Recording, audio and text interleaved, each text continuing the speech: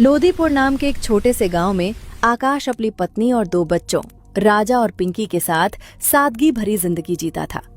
आकाश की जलेबी की खुशबू दूर दूर तक फैल जाती थी। घी में तली हुई कुरकुरी और रस से भरी जलेबी देखते ही लोगों के मुंह में पानी आ जाता। वहीं गांव की नोक पर बिरजू भी अपना जलेबी का ठेला लगाता था, लेकिन बिरजू ना तो सफाई पर ध्यान देता था और ना ही जलेबी बनाने में दिल लगाता था। बिरजू, तुमसे तो कुछ काम होता ही नहीं है। जलेबी बिकती नहीं और रोज जल्दी ठेला बंद करके घर आ जाते हो। ऐसे कैसे चलेगा घर? अजीत, मतलब भाग्यवान, मैं क्या करूं? पूरे दिल से जलेबी बनाता हूं, तेल भी सही, चाशनी भी गाढ़ी। फिर भी जब नहीं बिकती तो इसमें मेरी क्या गलती? गलती किस्मत की है, और वो किस्मत मुझे तुमसे शादी करके मिल गई। देखो आकाश को, उसकी जलेबी पर तो लोग टूट पड़ते हैं। मेरी भी तो वही जलेबी है, वही हाथ, पर शायद भगवान ने मेरे हिस्से में खाली ठेला ही लिखा है। काश मेरी शादी आकाश से हुई होती, कम से कम पेट तो भर जाता। ये सुनकर बिरजू का दिल जैसे टूट जाता है। ठंडी सुबह थी, कोहरा इतना घना था कि सामने का रास्ता भी साफ दिखाई नहीं दे रहा था। बिरजू अपने ठेले पर खड़ा खड़ा झपकी ले रहा था। ना घर में इज्जत है, ना बाहर कोई पूछने वाला। लोग कहते हैं मेहनत करो, पर मेहनत तो मैं भी करता हूँ। फिर मेरी जलेबी क्यों नहीं बिकती? अगर आकाश इस गांव में ठेला ना लगाता तो मेरी जलेबी भी चल जाती। हर बार वही आगे निकल जाता है। ठंड और गुस्से में उसके दिमाग में एक गलत ख्याल आता है। वो खुद से लड़ता है, पर मन की कमजोरी हावी होने लगती है। उलझे हुए मन के साथ वो आकाश के ठेले की ओर बढ़ जाता है। अरे बिरजू, क्या बात है? आज तूने अपना ठेला नहीं लगाया? सुबह सुबह मेरे ही ठेले पर आ गया। क्या बताऊं आकाश भाई, ठेला लगाकर भी क्या फायदा? गांव वाले जलेबी तो आपकी ही खाते हैं। अरे ऐसा मत बोल यार, मेहनत करने वाले को भगवान कभी खाली हाथ नहीं रखता। चल मेरे लिए भी जलेबी लगा दे, आज हाथ बढ़ जाएगा। मैं क्या करने जा रहा हूँ? ये तो गलत है, पर मेरी हालत का जिम्मेदार भी तो यही हालात हैं। बिरजू आकाश की नजर बस्ती के साथ ही वो केमिकल जलेबिया में मिला देता है। अरे बिरजू भाई, जलेबी तो खा लो, गरम गरम है। बिरजू चौंक जाता है। नहीं नहीं आकाश भाई, बाद में खा लूंगा। मुझे कुछ काम याद आ गया, मैं चलता हूँ। वो जल्दी जल्दी वहाँ से हट जाता है। दिन ढल चुका था, ठंड बढ़ गई थी और आकाश के ठेले की आखिरी जलेबी बच गई। आज बच्चे जलेबी के लिए मचल रहे थे, ये रह गई है। घर ले चलता हूँ, बच्चों के काम आएगी। वो ठेला बंद करता है और तेज कदमों से घर की ओर करें। अरे गोरी, बच्चे कहाँ हैं? दिखाई नहीं दे रहे। वो बाहर खेलने गए हैं, अभी लौट आएंगे। मैं बच्चों के लिए जलेबी लाया था, पर ठंडी हो जाएगी, तुम ही खा लो। ठीक है, मुझे भी बहुत भूख लगी है, दे दो। वो जलेबी खा लेती है और थोड़ी देर बाद आराम करने के लिए लेट जाती है। गोरी इस दुनिया से चली जाती है। क्या हुआ? ऐसा मुंह क्यों बना रखा है?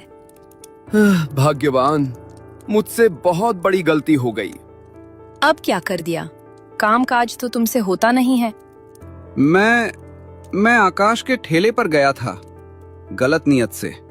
मैंने सोचा था कि उसकी जलेबी खाने वालों की तबीयत बिगड़ेगी और लोग मेरे ठेले पर आएंगे। क्या तुम इतना नीचे गिर सकते हो? मुझे नहीं पता था कि आकाश वो जलेबी घर ले जाएगा और उसकी पत्नी को। हे भगवान, ये तो मैंने कभी सोचा भी नहीं था। तुमसे मेहनत नहीं होती और दूसरों की जिंदगी से खेलने चले हो। कम से कम उसकी ग्राहक होते तो भी। ये क्या कर डाला तुमने? उसकी पत्नी, घर की लक्ष्मी। भाग्यवान, मुझसे पाप हो गया, मुझे माफ कर दो। बस किसी को मत बताना। मैं किसी को नहीं बताऊंगी, लेकिन अब तुम्हारे साथ नहीं रह सकती। भाग्यवान, ऐसा मत करो, मैं सुधर जाऊंगा। दरवाजा बंद हो गया। घर में सन्नाटा छा गया। बिरजू अकेला फर्श पर बैठ गया, सिर पकड़कर। आकाश की आंखें सूनी थीं, चेहरे पर ऐसा दर्द जैसे सब कुछ खत्म हो गया हो। उसने कांपते हाथों से अपनी पत्नी का अंतिम संस्कार किया। गोरी, तुम बच्चों को छोड़कर इतनी जल्दी क्यों चली गई? बच्चों, तुम चिंता मत करो, मैं तुम्हारा पापा हूं। तुम्हें कभी अकेला महसूस नहीं होने दूंगा। पिताजी, जब से मम्मी गई हैं, मेरा बिल्कुल भी दिल नहीं लगता। न खाने का मन करता है, न खेलने का। देखो बच्चों, मैं वादा करता हूं, मैं कुछ न कुछ इंतजाम जरूर करूंगा।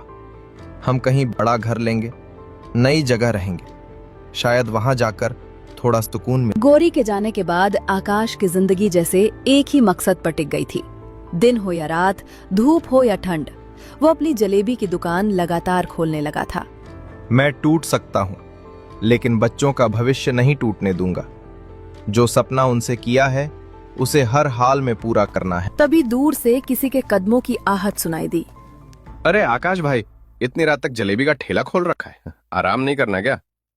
नहीं भाई, आराम तो बाद में भी हो जाएगा, अभी तो मुझे पैसों की बहुत जरूरत है। सुना है भाई, घर में बहुत बड़ा दुख हुआ है, भगवान तुम्हें हिम्मत दे। दुख तो है भाई, लेकिन बच्चों के सामने मुझे मजबूत बनना है। उनके सपने मेरी नींद से ज्यादा जरूरी हैं। हिम्मत वाला आदमी है तू।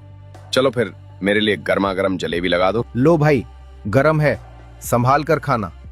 ग्राहक ने एक जलेबी तोड़ी, खाकर मुस्कुरा दिया। आज भी वही स्वाद है आकाश भाई, सच कहूं तो ऐसी जलेबी पूरे इलाके में कहीं नहीं मिलती। ग्राहक पैसे देकर चला गया। आकाश कुछ देर तक खाली सड़क को देखता रहा। हाँ, कुछ ही दिनों में गांव में एक नई चर्चा शुरू हो गई। गांव के बीचों बीच, ठीक मुखिया जी के घर के सामने, एक बड़ा और सुंदर घर बनना शुरू हो गया था। अरे मुखिया जी, आपने देखा आपके घर के सामने कितना बड़ा घर बन रहा है? हाँ, देख तो रहा हूँ। समझ में ही नहीं आ रहा कि आखिर किसने इतना बड़ा घर बनवा लिया, वो भी मेरे घर के सामने। मुखिया जी, एक बात कहें, जब ये घर पूरा बन जाएगा ना, तो आपकी पुरानी इज्जत थोड़ी कम हो जाएगी। वो कैसे? अरे, जिस किसी का भी ये घर होगा, लोग उसी की तारीफ करेंगे। इतना बढ़िया घर, लोग कहेंगे कि इससे अच्छा तो मुखिया जी का भी नहीं है। अरे नहीं नहीं, इज्जत घर से थोड़ी होती है, इज्जत तो ओहदे से होती है। मेरे सामने, मेरे घर से भी बड़ा, ये कैसे हो सकता है? गांव में ऐसा कौन निकल आया जो मुझसे आगे बढ़ गया? कई महीनों की मेहनत के बाद आखिरकार वो दिन आ ही गया। नया घर पूरी तरह बनकर तैयार हो चुका था। आकाश अपने बच्चों के साथ नए घर के बाहर खड़ा। तभी गली की तरफ से गांव का राजू आता है। अरे आकाश, ये घर तेरा है क्या? हाँ भाई, यही मेरा घर है। अरे वाह, तूने तो कमाल कर दिया यार, जलेबी बेचकर इतना बड़ा और सुंदर घर। सच बता, कभी सोचा था कि ऐसा दिन भी आएगा? नहीं भाई, कभी नहीं सोचा था। बस इतना सोचा था कि बच्चों को कोई कमी महसूस ना हो। वही सपना मुझे हर रोज ठेले तक खींच लाता था। घर तो इतना बढ़िया बना है कि मुखिया जी के घर से भी अच्छा लग रहा है। अब तो मुखिया जी तुझसे खूब जलेंगे। नहीं भाई, ये घर मैंने किसी को जलाने के लिए नहीं बनाया। मुझे किसी से होड़ नहीं करनी। तो फिर किसके लिए? अपने लिए और अपने बच्चों के लिए। उनकी ख्वाहिश थी कि पापा हमारा भी बड़ा घर हो। बस उसी ख्वाहिश ने मुझे दिन रात मेहनत करना सिखाया। सच कहूं आकाश, आज तुझसे एक बात सीखने को मिली। पैसा मेहनत से आए तो उसमें घमंड नहीं, सुकून होता है। आकाश के नए घर की चमक मुखिया जी की आंखों में चुभ रही थी। सुबह होते ही उन्होंने अपना गमछा कंधे पर डाला और सीधे बिरजू के ठेले की तरफ चल दिए। अरे बिरजू, सुना है तेरी पत्नी तुझे छोड़कर चली गई? हाँ मुखिया जी, कुछ बात हो गई थी, इसलिए चली गई। अरे कैसी बात हो गई थी, हमें भी तो बता जरा। मुखिया जी, बताने लायक कुछ नहीं है, आप बताइए, जलेबी खाने आए हो या नहीं? नहीं रे बिरजू, मैं तेरी जलेबी खाने नहीं आया, मैं तो तेरी भलाई की बात करने आया हूँ। मेरी भलाई? वो कैसे? देख बिरजू, जब से तूने गांव में ठेला लगाया है, तेरा धंधा वैसे का वैसा ही है। हाँ, और आकाश को देख, दिन ब दिन आगे बढ़ता जा रहा है। देखा है ना उसका घर कितना बड़ा बना लिया है बच्चों के लिए, और तू आज भी वहीं खड़ा है, वहीं ठेला। उसका नसीब अच्छा था मुखिया जी, इसलिए बना लिया। मैं क्या कर सकता? नसीब नहीं बिरजू, चालाकी और सही मौके का फायदा। आप क्या कहना चाहते हो? मैं तेरे साथ हूं बिरजू। तेरे हालात मैं समझता हूं। बदले में तुझे अच्छी कीमत मिलेगी और फिर देखना तेरा ठेला ही गांव में चलेगा। एक तरफ पैसा, इज्जत और दूसरी तरफ फिर वही गलत रास्ता। सुबह की धूप तेज होने लगी थी। आकाश का ठेला हमेशा की तरह लोगों से घिरा हुआ था। अरे बिरजू भाई, आज बड़ी जल्दी आ गए। क्या बात है, जलेबी खाने का मन कर गया क्या? हाँ हरी, मतलब आकाश, सोचा तेरी जलेबी खाता हुआ ही चलता हूँ। वैसे भी गांव में तेरी जलेबी का नाम है। सच कह रहा है बिरजू, आकाश की जलेबी खाए बिना सुबह अधूरी लगती है। बिरजू नजर बजने के साथ ही आकाश की जलेबी में कुछ केमिकल डाल देता है। बिरजू वहाँ से चला जाता है और जो दो ग्राहक खड़े होते हैं वो जलेबी खा लेते हैं। जलेबी खाते ही उनकी हालत बुरी हो जाती है। आप सब लोग ध्यान से मेरी बात सुनिए। आप सभी की तबीयत एक ही वजह से खराब हुई है। डॉक्टर साहब, क्या हमें कोई बड़ी बीमारी लग गई है? नहीं, ये कोई फैलने वाली बीमारी नहीं है, लेकिन जो आपने खाया था उसमें किसी ने जानबूझकर कुछ गलत मिला दिया था। मतलब जलेबी में?